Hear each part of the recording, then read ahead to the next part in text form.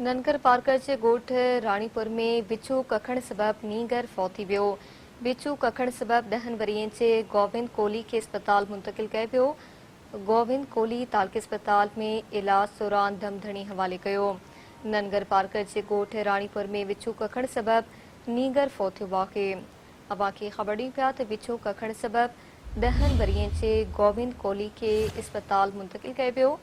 गोविंद कोहली तालके अस्पताल में इलाज दौरान दम धणी हवाले कयो।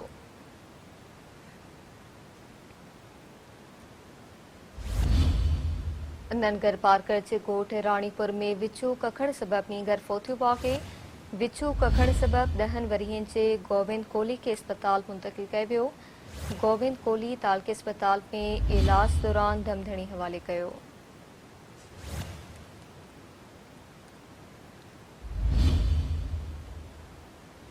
बिच्छू कखण सबब नींगर फौत थियो आहे। बिच्छू कखण सबब 10 वरियें जे गोविंद कोहली खे अस्पताल मुंतकिल कयो वियो। गोविंद कोहली तालके अस्पताल में इलाज दौरान दम धणी हवाले कयो।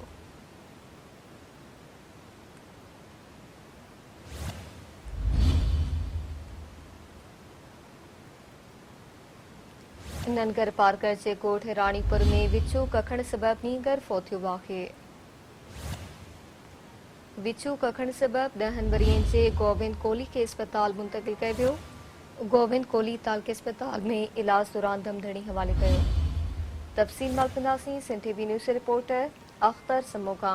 जी अख्तर आगा जो नंगर पार्कर पार्सा बेरले विचूं जे कखण सवा 10 वरन जो नींगर फौत घर में कराम ॻोठ राणपुर वासी 10 वरन जो नींगर गोविंद पुट वेजी कोहली ज़हरीले विचूं कखण सवा फौत थी वियो।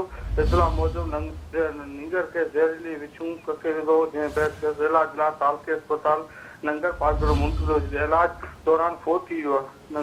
नींगर जो लाश ॻोठ पहुचंदे घर में पहिरां मची वियो आहे जॾहिं त वारसनि ऐं ॻोठनि में ॾुख जी लहर पिणु छायल आहे। जी मेहरबानी अवां जी तफ़सील ॾियण लाइ।